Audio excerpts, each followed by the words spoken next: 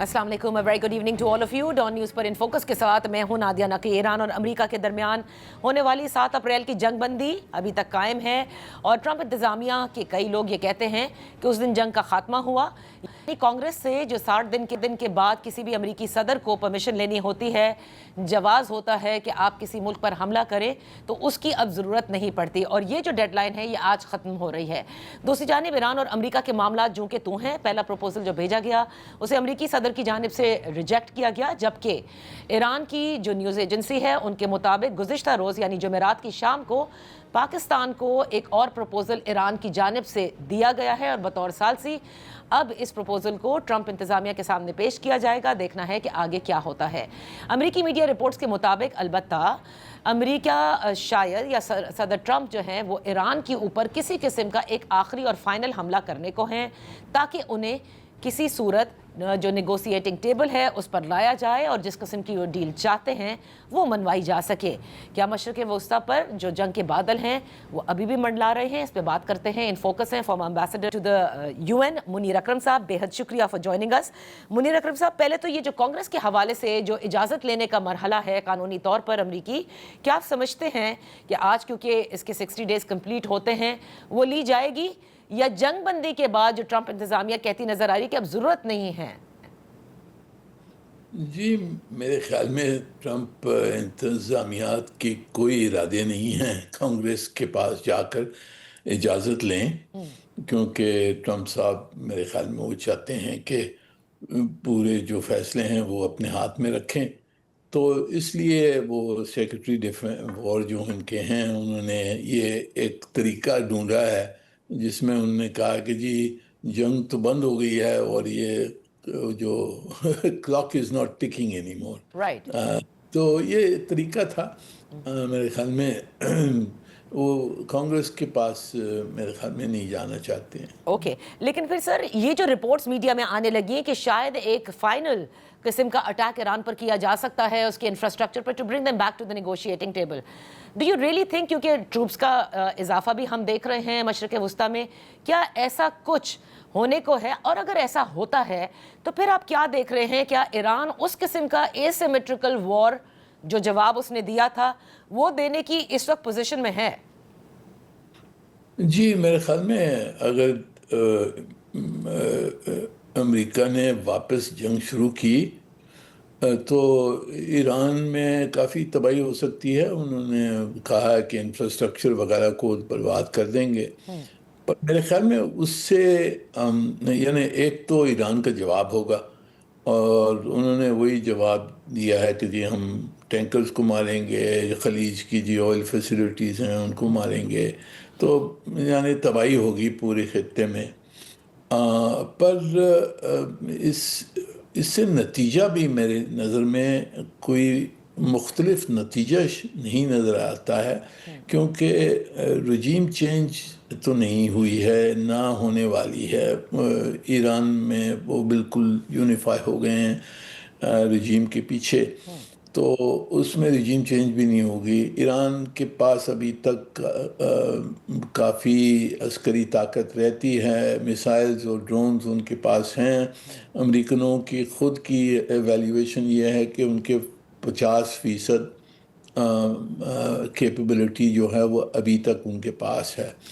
तो तबाही होगी और मेरे नहीं ख्याल में इससे कोई नतीजा निकलेगा। शायद ये धौंस हो ईरान को डराने के लिए कि वो कुछ कंसेशंस दे दें, पर अगर धौंस नहीं है, अगर वो सचमुच अमेरिका हमला करता है तो मेरे ख्याल में उसके जो नतीजे होंगे वो बहुत बुरे होंगे सब के लिए, पूरे खत्ते के लिए, अमेरिका ख़ुद के लिए, इंटरनेशनल इकोनॉमी के लिए बुरे होंगे। सर, तो जिस तरह से पब्लिक पोस्चरिंग है, गुज़िश्ता रोज़ आपने देखी वो जो तस्वीर ट्रुथ फॉर सोशल पर सदर ट्रंप की जानिब से लगाई गई, फिर आपने अब्बास अराग़ची साहब का भी बयान देखा होगा उनके सोशल मीडिया पर मुश्तबा ख़ामेनाई की जानिब से कि वो तहफ़्फ़ुज़ पर्शियन गल्फ़ کے حوالے سے, اس دن کے موقع کے حوالے سے جو انہوں نے دیا کہ فخر محسوس کرتے ہیں وہ اپنی جوہری اور میزائل طاقت کے اوپر, اور اس کے پیچھے کھڑے ہیں اور اس کو گیون کرنے کے لیے تیار نہیں ہیں. اب یہ جو پبلک پوسٹرنگ ایک طرف ہے, اور ایک دوسرے پروپوزل کا ذکر ہے ایرانی نیوز ایجنسی کی جانب سے کہ جو کہ پاکستان کو دیا گیا ہے. آپ کو کیا لگتا ہے اس پبلک پوسٹرنگ کے بیچ میں کیا دونوں جو فریق ہیں ایڈورسریز وہ پھنس چکے ہیں because of their domestic audience, یا آپ کو لگتا ہے کہ بیک ڈور اتنا اب سب چل رہا ہے کہ both of them really want کہ ایک ڈیل کریک ہو جائے؟ جی میرے خیال میں دونوں چاہتے ہیں کہ کچھ معاہدہ ہو جائے.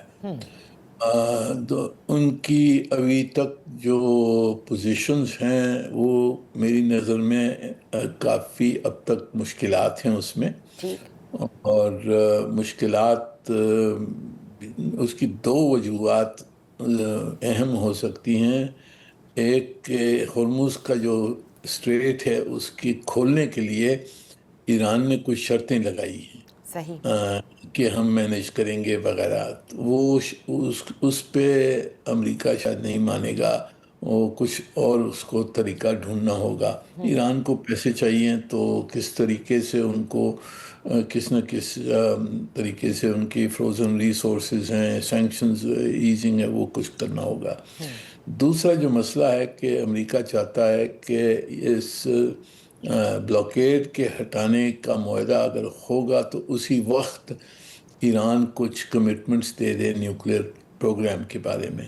ایران کہہ رہا ہے کہ جی ہم نے مذاکرات کے تحت یہ نیوکلیر مسئلے جو ہیں یہ بعد میں حل کریں گے, پہلے بلاکیڈ ہٹایا جائے اس کے بعد میں مذاکرات ہوں گے. تو میرے خیال میں اس پہ بھی جو سیکونسنگ ہے اس کے اوپر بھی کچھ اختلاف نظر آتے ہیں. سر جو اس کی سیاسی کاسٹ ہے صدر ٹرمپ کے لیے اس جنگ کی, اس کو دیکھتے ہوئے کہیں آپ کو لگ رہا ہے کہ جس جے سی پی او سے ایگزٹ کیا تھا صدر ٹرمپ نے, نیوکلیر کے حوالے سے معاملات شاید وہیں جا کر رکیں؟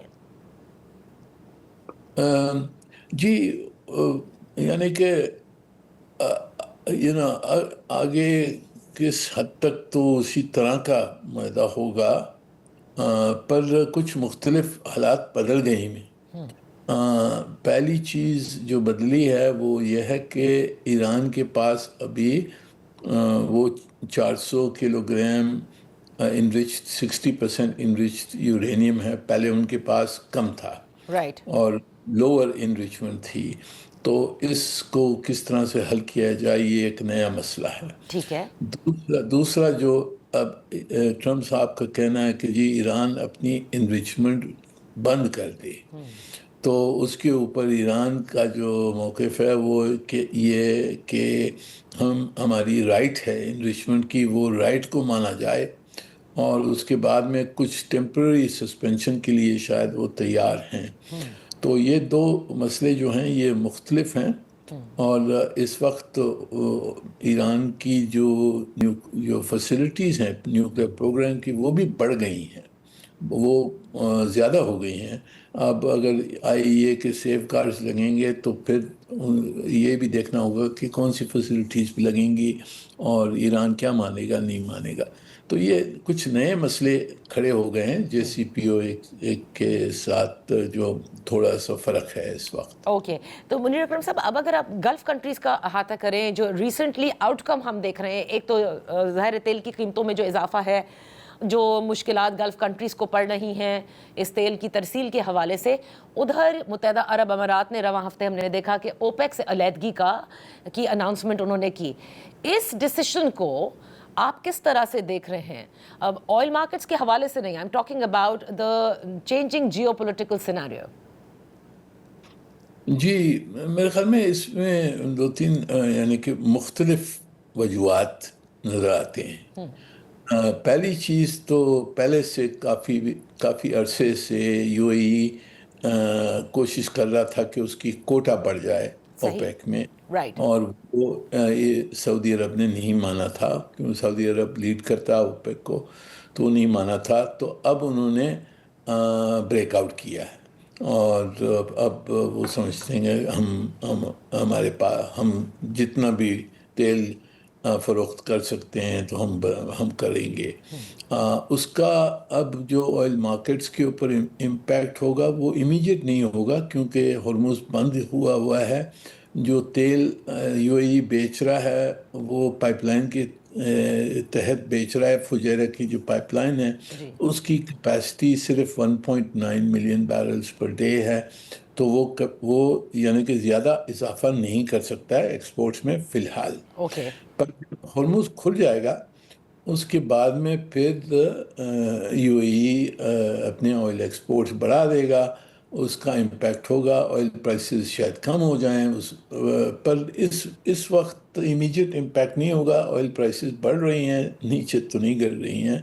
پر اس میں سب میں جو اہم مسئلہ ہے وہ یہ دکھاتا ہے کہ یو اے ای اور سعودی عرب کے درمیان جو سیاسی اختلاف آ گئی وہ سب میں بڑی بات ہے. اس کو دیکھنے کی ضرورت ہے کہ آگے ان کے تعلقات کیسے ہوں گے اور اس کی امپلیکیشنز پوری جی سی سی کے اوپر کیا ہوگا آگے جا. بہت بہت شکریہ منیر اکرم صاحب فار بینگ ود اس آن دا شو. اسی کے ساتھ وقت ہوا ہے ایک کا بریک کے بعد ہمارے ساتھ ہوں گے رانا تنویر.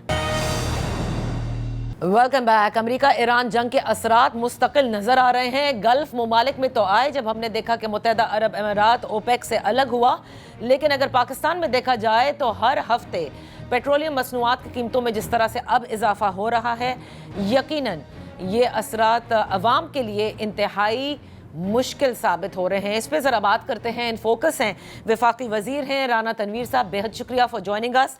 رانا صاحب، عوام کی تکلیف ظاہر ہے آپ لوگوں سے ڈھکی چھپی نہیں، لیکن کبھی پی ڈی ایل کی مد میں، کبھی ظاہر ہے کہ عالمی منڈی میں جب تیل کی قیمت کل تو کافی زیادہ تھی، آج وہ ذرا نیچے ہوئی ہے، اس کی وجہ سے بھی جو بڑھ رہی ہے، تو یہ عوام اب اس حد تک کب تک بوجھ برداشت کر سکیں گے؟ کیونکہ آپ جانتے بھی ہیں کہ کس طرح کے اس وقت معیشت کے مسائل ہیں. تو کیا حکومت کی جانب سے کسی قسم کی کوئی نئی اسٹریٹجی سوچی گئی ہے؟ Thank you very much. جو آپ نے آج جس ایشو پہ بات کی ہے، میں سمجھتا ہوں کہ کافی دفعہ اس پہ بات ہو چکی ہے. گورنمنٹ کی طرف سے پوری اس کی کلیریفیکیشن بھی آئی اور سارا طریقہ کار بھی بتایا گیا. لیکن میں آپ کو بتاؤں کہ جو اس میں کوئی شک نہیں کہ عوام کے لیے، عام آدمی کے لیے نہیں بلکہ ہر ایک کے لیے بڑا مشکل ہوا ہے. اس جو پیٹرولیم پروڈکٹ کی پرائسز ہیں ان کو آبزارو کرنا بڑا مشکل ہے ایک عام آدمی کے لیے اسپیشلی.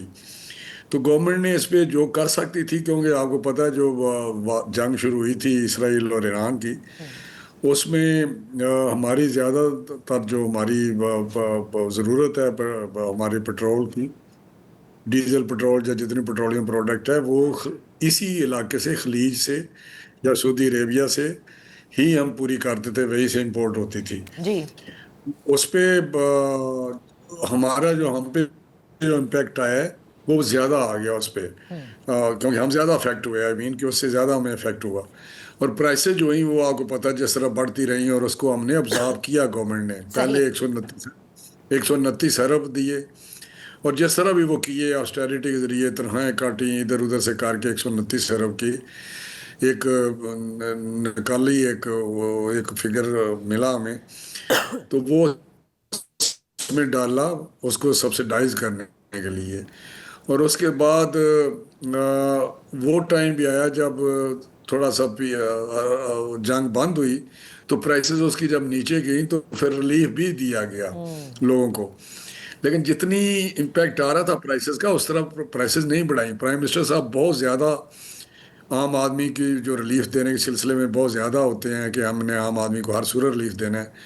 اور دوسری دفعہ جب پرائسز بڑھی تو اس وقت بھی انہوں نے پروونشل گورنمنٹ سے اور اپنے سے انہوں نے کچھ پیسے نکالے جو 250 ارب کے قریب تھے. پھر ہم نے پی ایس ڈی پی میں بھی 100 ارب نکالا. روپیہ بھی اگر بڑھاتے تو وہ بھی کم تھا. لیکن پرائم منسٹر صاحب نے پھر دوبارہ ہٹ لی ہے اور 6 روپیہ پیٹرول اور 19 روپیہ ڈیزل میں کیا ہے.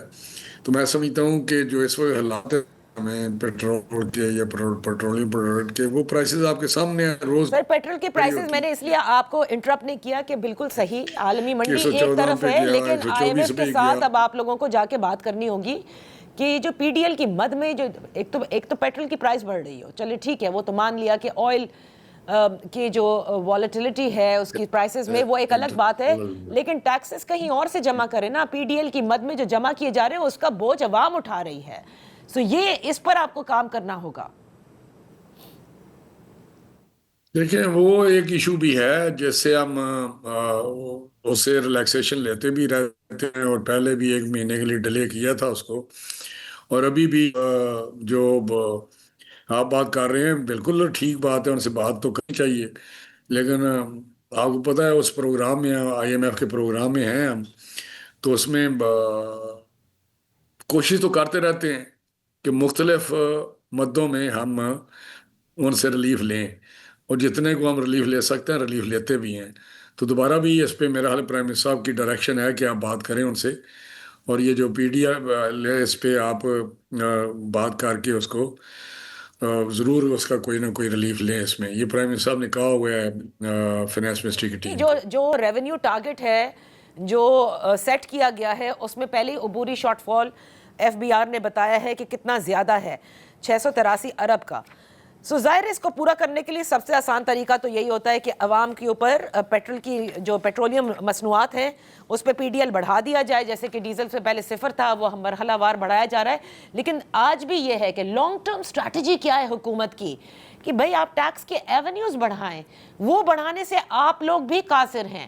آپ لوگوں نے آسٹیرٹی ضرور کی, لیکن سر معذرت کے ساتھ ٹھیک ہے تنخواہیں کٹیں, بہت سی جگہوں کے اوپر وہ مفت پیٹرول جو جتنی آپ کو اجازت ہوتی ہے اس کا بھی منع کیا گیا. That's not enough. آج بھی حکومت کو دیکھیے امیر لگتی ہے, پوری عوام کو دیکھیے وہ انتہائی غریب ہے. سو یہ جو لیڈ بائی ایگزامپل ہے یہ ابھی بھی نظر نہیں آ رہا اس طرح سے جتنی مشکل میں عوام ہے. یہ ہے لوگوں کا کہنا. میرا اپنا خیال ہے کہ آپ اس طرح کے جو ایک قسم کا امپریشن ہے یا پرسیپشن ہے کہ گورنمنٹ کا جو اخراجات ہیں وہ بہت زیادہ ہیں, لیکن جو منیمم اخراجات اس وقت نہیں, اس سے بھی بہت نیچے ہیں. نئی گاڑیاں بہت عرصے سے نہیں لی جا رہی, اور نہ ہی کوئی پیٹرول کی 50% پیٹرول کا کٹ لگایا ہے. اب سارے لوگ جو زیادہ استعمال کرتے ہیں گاڑی اپنے جیب سے ڈلواتے ہیں. یہ میں آپ کو بالکل صحیح بات کر رہا ہوں. 50% جو لوگ ہیں وہ وہاں سے ہم نے گھر سے ورک فرام ہوم کر رہے ہیں, جو سٹاف ہے جتنے میز لے سکتے ہیں. وہ بہت زیادہ پریشر ہے ہمارے جتنے بھی آفیسر ہیں یا پارلیمنٹیرین ہیں یا سارے, پہلے ہی تنخواہیں ان کی بہت کم ہیں جو دنیا سے کوئی مقابلے میں. تو میں یہ نہیں کہتا, میں پچھلے دنوں میں ایک ملک میں گیا تھا, کوئی میٹنگ تھی ہفتہ پہلے, تو وہ خیر بڑا امیر ملک ہے, تو وہاں میں نے ویسے ہی بات کی تو وہ کہتے ہیں منسٹر کی تنخواہ کوئی $2.25 کروڑ مہینے کا بنتے ہیں, $60,000 وہ پر منتھ لیتے ہیں. تو وہ تو خیر امیر ہوں گے, لیکن میں کہتا ہوں کہ وہ بات نہیں جس طرح آپ بات کرتے ہیں. شاید بہت زیادہ خرچے ہیں گورنمنٹ کے اور ایکسپینڈیچر بہت زیادہ ہیں. ڈاؤن سائزنگ کی ہے ہر سر میں منسٹری نہیں سے. کہتی, آئی ایم ایف کہتا ہے, آئی ایم ایف کہتا ہے مستقل کے اخراجات حکومت کو کم کرنے ہیں. دیٹس آئی ایم ایف جس کو ہم فالو کر رہے ہیں. جہاں IMF کے ہیڈ کوارٹر ہے, ان کو بھی بتایا نا کہ جب وہ یہاں میٹنگ میں آتے تھے امریکن, تو 20 جہاز آتے تھے اور ان کی گاڑیاں اپنی آتی تھیں, ان کا ہر چیز وہیں سے ٹرانسپورٹ کرتے تھے. اور جو ان کے جہاز ہوتے ہیں وہ کس طرح کے ہوتے ہیں اور کس طرح آتے ہیں, اس پہ میں نہیں جاننا چاہتا کہ کیا کیا ہے. لیکن ٹھیک ہے, IMF کی ایک اپنی ہے کہ وہ ہمیں تو سانس ابھی آپ بتائیں عام ہم ان آدمی کی کے لیے. اکانومی سے کہاں کمپیئر کر رہے ہیں, ہم تو ابھی بھی اس کوگمائر میں جہاں ہماری معیشت کو ٹیک آف کرنا ہے. So we can't compare ourselves to a super power. We wish کہ ہم اکنامکلی اتنی پاور بن جائیں. میڈم میری بات سنیں, اکانومی ہو یا ٹھیک, یہ بات آپ کی درست ہے, وہ بھی کنسیڈریشن ہوتی ہے, لیکن وہ 4 ہاتھ سے تو کام نہیں کرتے نا. اگر یہاں پہ کوئی افسر کام کر رہا ہے تو وہ بھی اسی طرح کام کر رہا ہے جو اس سے بلکہ زیادہ کر رہا ہے جو وہ کام کرتے ہیں. لیکن ان کی اکانومی زیادہ, لیکن اس سکیلز پہ بھی نہیں ہے کہ ان کے جو سینیٹر ہیں, ہمارے سینیٹر, ان کے سینیٹر کے پاس کروڑوں کا بجٹ ہو, اور وہاں پہ وہ 20-21 گریڈ کے افسر رکھ کے اپنے سیکریٹریٹ ان کا ہو, ان کی ٹریولنگ ساری دنیا میں مفت ہو, تو جہاز ان کے یہ چھوڑے. میں اس پہ نہیں جانا چاہتا, پاکستان پریویلیج میں یہاں تو ہی کچھ نہیں ہے.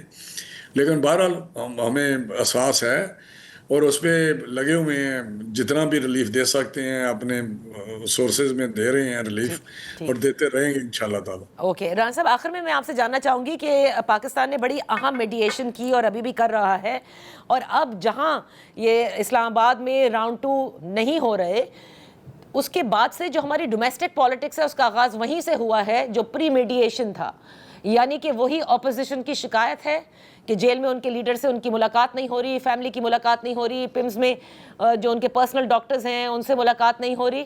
میں یہ جاننا چاہتی ہوں، شہباز شریف صاحب اتنی اچھی میڈییشن کرتے ہیں، کیوں نہیں وہ اسٹیبلشمنٹ اور عمران خان کے درمیان جو بھی معاملات ہیں میڈییٹ کریں تاکہ ڈومیسٹکلی یہ ہاؤس تو ان آرڈر آئے؟ نہیں، بات آپ کی درست ہے، لیکن ہم نے تو انتہا سے زیادہ کوشش کی ہے کہ ہم مذاکرات پہ وہ آ جائیں اور بیٹھ کے مذاکرات کریں، لیکن وہ بانی سے شروع کرتے ہیں، بانی پہ ختم ہو جاتی ہے بات کہ اس کو رہا کیا جائے۔ تو اب رہا تو عدالتوں نے کرنا ہے، تو مذاکرات پہ بات کرتے ہیں تو وہ بات کر رہے ہوتے آپس میں، ہمارے ساتھ بات ہی نہیں کرتے۔ باقی اس کی وہاں پہ لیونگ جو ہے وہ زبردست ہے، 6 کمرے دیے ہوئے ہیں، کھانا ٹھیک ہے، صحت کے خیال رکھا جاتا ہے، پرابلم ان کو آنکھ کا ہوا ہے وہاں پہ چیک اپ ہوتا ہے، لیکن ان کی ایکسیس تھوڑی لمیٹڈ اس لیے ہے کہ وہ ایشو بنتے ہیں، بہت زیادہ یہ ایشو بنا لیتے ہیں۔ ہاسپٹل میں جائیں گے تو ایشو بنا لیں گے، جیل میں جائیں گے تو باہر پریس کانفرنس کرتے ہیں۔ نہیں سر، تو میں پاکستانی سمجھتا ہوں اسٹریٹ آف سارے ہارموز ہمارے کو جو لفٹ بھی کرے، اس بین کو جو اسٹریٹ آف ہارموز یہاں بنا ہوا ہے، کیونکہ اس سے چیزیں خراب ہو رہی ہیں نا۔ اور نہیں، یہ میری بات سنیں، لیکن اگر ان کا ایٹیٹیوڈ ہی دوسرا ہو کہ میں نہ مانوں اور وہ اپنے آپ کو ریاست سے اوپر سمجھتے ہوں کہ ریاست کی وہ سیکنڈ پوزیشن، اور اپنے آپ کو وہ سمجھتے ہیں کہ ہم ہیں تو ٹھیک ہے، ہم نہیں ہے تو کچھ نہیں ہے، ہم ہیں تو ٹھیک ہے، ہم نہیں ہے تو ملک نہیں ہے، تو اس سوچ کے ساتھ آگے نہیں بڑھا جا سکتا۔ ہم بھی جیلوں میں جاتے ہیں، ہماری قیادت بھی جیلوں میں جاتی ہے، وہاں پہ تو ڈرامے نہیں ہوتے تھے، آپ کو پتہ ہی ہے کہ کس طرح وہ بختر بند گاڑیوں میں پیشی پہ آتے تھے، کس طرح اذیتیں ہوتی تھی، کس طرح ان کی لیونگ تھی۔ تو یہاں تو بیمار بیوی کے ساتھ میاں نواز شریف صاحب کو بات نہیں کرنے دی گئی، ان کی جب ڈیتھ ہوئی ہے تو اس وقت بھی ان کو نہیں۔ تو یعنی آپ یہ کہہ رہے ہیں کہ یہ ایکسس لمیٹڈ رہے گی جب تک کہ جو بیان بازی اس کے بعد ہوتی تھی ملاقاتوں کے بعد، اس کی کوئی گارنٹی نہ مل جائے۔ اب یہاں آئرن کلیڈ گارنٹیز کون دے گا، یہ ایک بڑا سوال ہے۔ نہیں بالکل، دیکھیں نا، جب تک وہ اپنے آپ کو بدلیں گے نہیں، وہ سمجھے نہیں۔ آج ان کا میں ایک اسٹیٹمنٹ پڑھ رہا تھا جو ان کے سیکرٹری جنرل ہیں سلمان اکرم راجہ ہیں شاید، جی جی، انہوں نے کہا کہ جی ہمیں سسٹم کے ساتھ اپوزیشن میں یا اسٹیٹ کے ساتھ اپوزیشن میں تو نہیں جانا چاہیے، کہ ٹکرا نہیں چاہیے۔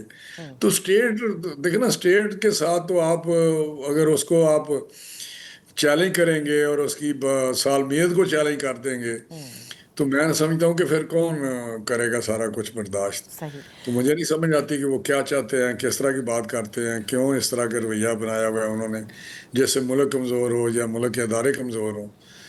تو یہ سارا ان کا سلسلہ ہے، اس پہ ہم کیا بات کر سکتے ہیں۔ باقی جیل میں ہے، جیل مینول ہیں، اس پہ کے مطابق سارا کام ہو رہا ہے ان کا۔ بہت بہت شکریہ رانا تنویر صاحب فار بینگ ود اس آن دا شو۔ وقت ہوا ہے ایک بریک کا۔ Welcome back. اب بات کرتے ہیں صحت کے حوالے سے، اور کیونکہ HIV کے کیسز میں بھی پاکستان میں اضافہ ہو رہا ہے، اس کے ساتھ ساتھ وقار بھٹی صاحب کی ایک رپورٹ بھی سامنے آئی جس میں انہوں نے انکشاف کیا کہ کچھ شہر ایسے ہیں جہاں پر باوجود اس کے کہ بین ہے آن ری یوزیبل سرنجز پر، وہ وہاں پر بڑے آرام سے میسر ہیں اور استعمال بھی ہو رہے ہیں۔ اسی پر بات کرنے کے لیے ہمارے ساتھ وقار بھٹی صاحب خود موجود ہیں۔ بے حد شکریہ فار جوائننگ اس۔ وقار، آپ کی جو پوری انویسٹیگیشن تھی اور اس کے بعد جو آپ نے ایک پیس شائع بھی ہوا، اس کے بعد کیونکہ ذمہ داری ظاہر ہے کہ یہ ڈریپ پر عائد ہوتی ہے، کہیں کسی قسم کی کوئی موومنٹ ہوئی ہے یا آج بھی بڑے آرام سے آزادانہ استعمال ہو رہا ہے ان سرنجز کا؟ بہت شکریہ نادیہ مجھے موقع دینے کا۔ دیکھیں، یہ جو انویسٹیگیشن ہے سرنجز کے حوالے سے، یہ ایک فریکشن ہے میری اس انویسٹیگیشن کا جو میں HIV کے سلسلے میں پچھلے کئی سالوں سے کر رہا ہوں۔ تقریباً اس میں مجھے 10 سال ہو گئے میں کام کرتے ہوئے، لیکن یہ پتہ نہیں کیوں یہ سرنجز والی سٹوری جو ہے یہ کافی زیادہ پاپولر ہو رہی ہے۔ میں آپ کو یہ بتانا چاہتا ہوں کہ اس سے پہلے کہ پاکستان میں آپ کو HIV کا سینیریو بتا دوں ذرا۔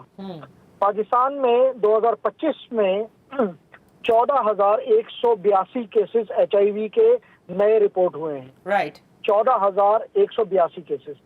اچھا، ان کیسز میں سے तकरीबन 60% मर्द हैं जो कि 8,000 बनते हैं, ठीक है, और ये 60% केसेस जो है पंजाब से हैं। दूसरे नंबर पर इसमें 23% औरतें हैं जो कि 3,800 के करीब हैं। उसके बाद जो है इसमें ट्रांसजेंडर है, और लेकिन इसमें बहुत बड़ा ग्रुप जो है वो बच्चों का है। अच्छा, तो पिछले 15 महीनों में पाकिस्तान में 2025 और 2026 के पहले 3 महीनों में पाकिस्तान में तकरीबन जो रिपोर्टेड केसेस हैं वो 2,108 केसेस हैं बच्चों के, ओके, जो कि छोटे बच्चे हैं 15 साल तक के, चंद दिनों से लेकर 15 साल तक के। तो ये इस वक्त सिनेरियो है पाकिस्तान में HIV का। अच्छा, HIV के इस वक्त हमारे मुल्क में जो डायग्नोस्ड केसेस हैं वो 84,000 है, सही, जिनमें से सिर्फ 65 या 61,000 के करीब, 61,000 के करीब जो है वो ट्रीटमेंट ले रहे हैं। बाकी जो है 23,000 के करीब जो है वो मिसिंग है। लेकिन जो एस्टिमेटेड नंबर है पाकिस्तान में HIV केसेस का वो बहुत ज्यादा है, वो 3,70,000 कहते हैं, जबकि मेरी तहकीक के मुताबिक वो 4 लाख, 4.5 लाख, बल्कि 5 लाख भी हो सकता है। तो ये तो सिनेरियो है पाकिस्तान में HIV का इस वक्त।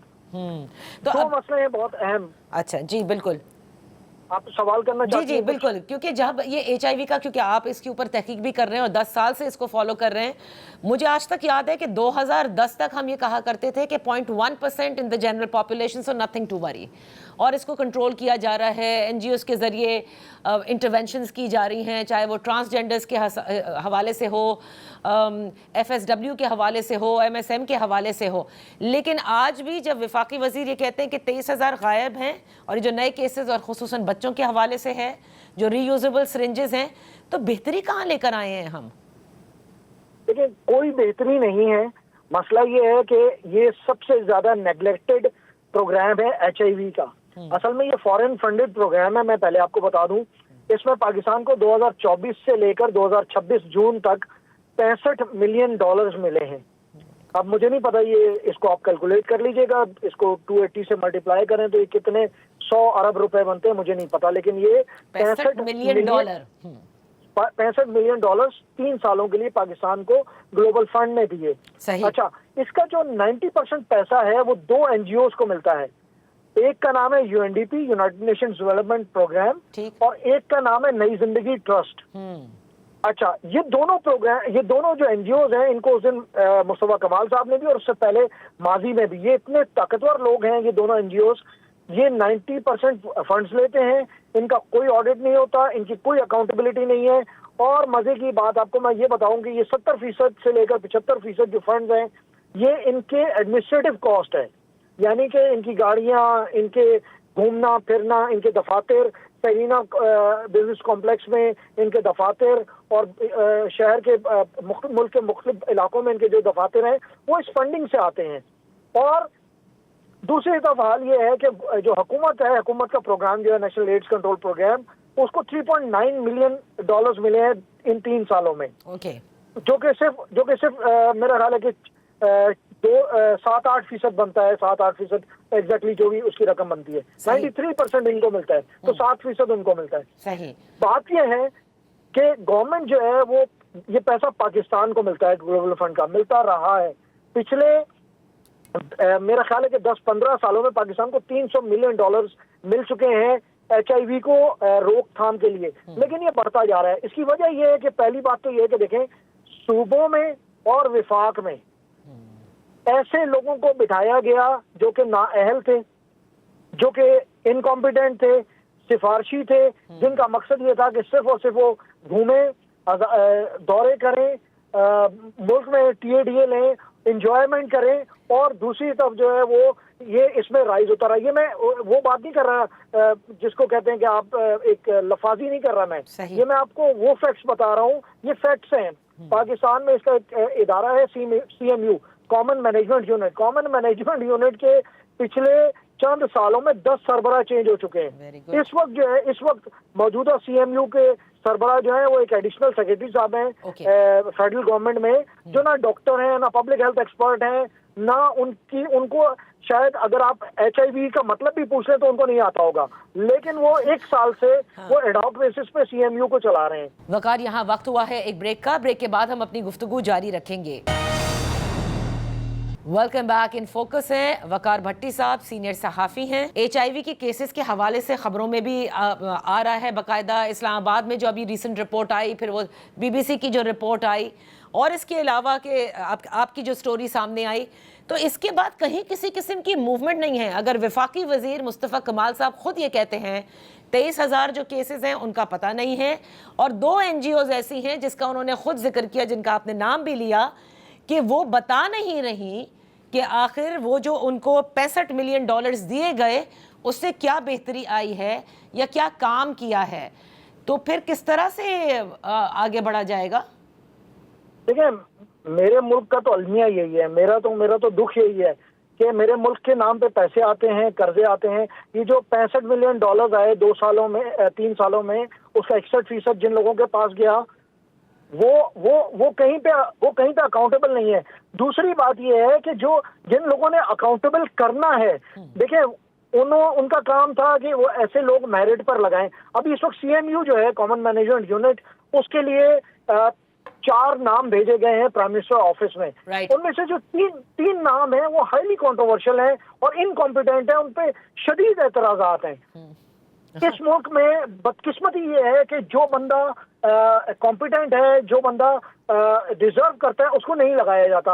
आपके प्रोग्राम के तवस्सुत से मैं प्राइम मिनिस्टर साहब से दरखास्त करूंगा। प्राइम मिनिस्टर इस पे अक्सर उनके दफ्तर से वो जारी होते हैं डायरेक्टिव्स वजारत सेहत को, इस मामले को देखें, लेकिन मुझे नहीं पता कि, लेकिन वो जो मैं दरखास्त करूंगा कि कॉम्पिटेंट बंदे को लगाएं, ऐसे बंदे को लगाएं जिसके पब्लिक हेल्थ का एक्सपीरियंस हो, जिसने काम किया हुआ हो। चुन के ऐसे लोगों को साइडलाइन किया जाता है जो कॉम्पिटेंट होते हैं, चुन के ऐसे लोगों को हटाया जाता है, उनके ऊपर एतराजात किए जाते हैं जिनको काम आता है। वो दुनिया में जाके तो अच्छा काम कर सकते हैं, पाकिस्तान में उनको नहीं लगाया जाता। अभी CMU में 4 लोगों के नाम गए, उनमें से एक साहब है, मैं उनका नाम बता देता हूँ आपको, डॉक्टर जुल्फकार गोरार नाम है, वो सिंध से ताल्लुक रखते हैं, highly qualified PhD in public health, बहुत ही जबरदस्त आदमी, दुनिया में उनको माना जाता है। वो दूसरे नंबर पर हैं। मुझे पूरा यकीन है कि उनको नहीं लगाया जाएगा। तो फिर वो जो कंट्रोवर्शियल है उनके नाम भी बता दीजिए कि जिनको लगाने का प्लान किया जा रहा है। देखिए, एक तो पहले नंबर पे तो सिंध के एक साबिक सेक्रेटरी हेल्थ है मंसूर अब्बास रिजवी साहब। मंसूर अब्बास रिजवी साहब पहले नंबर पर हैं। उनका सिंध के एक वजीर हैं, बहुत अच्छे डॉक्टर हैं, केयर टेकर हेल्थ मिनिस्टर थे डॉक्टर साद खालिद नियाज। उन्होंने पूरा खत लिखा था कि मंसूर अब्बास साहब जो इनकॉम्पिटेंट भी हैं, ये करप्ट भी हैं, ये फलाने उन्होंने बहुत लंबा चौड़ा खत लिखा था, और उसमें उन्होंने चीफ सेक्रेटरी को कहा था कि इनके खिलाफ इंक्वायरी की जाए। ये वो जमाना है जिसमें आप जिक्र कर रहे हैं डॉक्टर साद खालिद नियाज का। ये साद खालिद नियाज 2024 में जब ये इस हुकूमत के आने से पहले जो केयर टेकर वो थे, वो एक इंटरनेशनल रिप्यूट के फिजिशियन है डॉक्टर साद खालिद नियाज, वो हेल्थ मिनिस्टर थे। उन्होंने इनके खिलाफ लिखा था। अब इन साहब को सिलेक्ट कर लिया गया है और इनको नंबर 1 पोजीशन पे रखा गया है। ठीक है, उसके बाद दूसरे नंबर पे मैंने बताया कि डॉक्टर जुल्फकार गोरार हैं। मैं उनको पर्सनली नहीं जानता, मैं उनसे मिला भी नहीं हूँ, लेकिन जो मेरी तहकीक है कि उससे ज्यादा बेहतर बंदा है कि वो मेरिट के ऊपर है। बहुत शुक्रिया वकार। ये जो हेल्थ सेक्टर या एजुकेशन का सेक्टर हो, इसमें इस किस्म की जब बातें सामने आती हैं तो वाकई दिल दुखता है, क्योंकि यहाँ पर जो फ्यूचर है वो लोगों का ख़राब हो रहा है। बारहा हेपेटाइटिस हो, इन्फेक्शस डिजीज़ हो, इसके हवाले से कि सिरिंज को दोबारा इस्तेमाल ना किया जाए, ये तो बारहा कहा गया, कितनी अवेयरनेस कैंपेन्स हुई, लेकिन जब आवा का आवा ही बिगड़ा हो, ड्रैप को भी पता हो कि कंप्लेसेंसी हो रही है, तो फिर किसको आप पकड़ेंगे? एक आम शख्स तो जाकर के ये हरगिज़ नहीं देख सकता जब उसे इंजेक्शन लगाया जाए कि आया ये सही भी था या नहीं। That's all for today. इस उम्मीद के साथ कि वफाकी वज़ीर मुस्तफ़ा कमाल साहब एक्शन भी लेंगे और जहाँ पर जल भी रहे हैं वहाँ भर भी एक्शन लेंगे, क्योंकि बहुत सारे मामलात ऐसे हैं इस पूरे HIV के हवाले से कि जहाँ पर बहुत सख्त स्टेप्स लेने की ज़रूरत है। That's all for today. कल तक के लिए इजाज़त दीजिए। अल्लाह हाफ़िज़।